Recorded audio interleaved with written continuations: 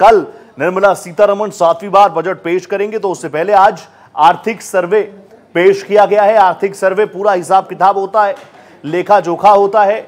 ये बताता है कि हमारी इकोनॉमिक हेल्थ किस तरीके की है और आने वाले वक्त में सरकार किन दिशाओं में काम करेगी, किन दिशाओं में ज्यादा फोकस्ड होगा सरकार का। और आज कई महत्वपूर्ण चीजें इस आर्थिक सर्वे के जरिए सरकार ने रखने का प्रयास किया है। कई इंपॉर्टेंट फैक्टर्स हैं।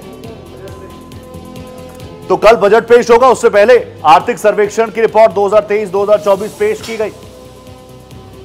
निर्मला सीतारमण फाइनेंस मिनिस्टर आर्थिक सर्वेक्षण उन्होंने पेश किया और उसमें जो इंपॉर्टेंट पॉइंट्स थे वो आपको बताएं। जीडीपी ग्रोथ 7% के आसपास रहने का आसार।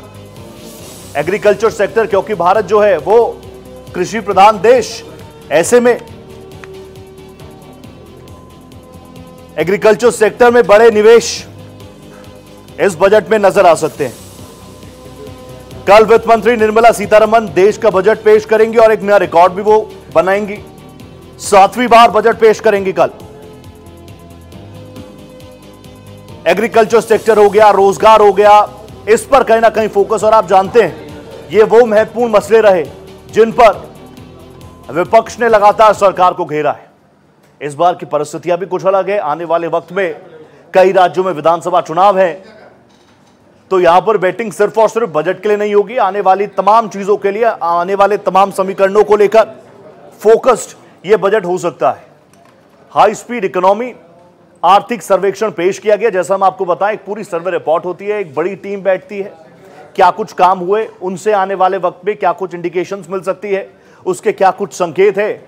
और दूसरी चीज आप जानते हैं, लगातार उम्मीदों का बजट, क्या क्या उम्मीद देश की जनता, अलग अलग वर्ग, युवा किस तरीके से देख रहे हैं, देश के किसान, क्योंकि कृषि प्रधान देश हमारा, वो किन उम्मीदों के साथ इस बार के बजट को देखेगा। इस पर लगातार हम सीरीज भी चला रहे हैं। लेकिन आज आर्थिक सर्वे रिपोर्ट जो है वो पेश की गई और उसमें जो इंडिकेशंस थे वो काफी ज्यादा अच्छे थे। वो ये इशारा कर रही हैं कि आने वाले वक्त के लिए देश की जनता को बड़ा तोहफा देने के मूड में सरकार है। जीडीपी ग्रोथ 7% रहने के आसार, जो कि बहुत जबरदस्त है। इसके अलावा जो इन्फ्लेशन रेट था वो भी अब तक काफी कंट्रोल में नजर आया है। जो आंकड़ा रखा गया था कि 4.5 से 5.8 तक ये इन्फ्लेशन रेट रहे, महंगाई दर इतनी ही रहे, तो वो हमेशा उसके अंडर ही रही। ये भी एक बड़ी उपलब्धि है। कोविड के बाद से जब पूरी दुनिया में एक ब्रेक सा लग गया था, उसके अलावा जो स्लो डाउन इकोनॉमीज में देखने को मिला वैश्विक पटल पर, जो बहुत मजबूत इकोनॉमीज थी वो कहीं से हिलती हुई नजर आई, लेकिन भारत की इकोनॉमी बहुत स्टेबल, और इसी वजह से इन्वेस्टर्स का फेवरेट स्पॉट अगर कुछ बना तो वो भारत।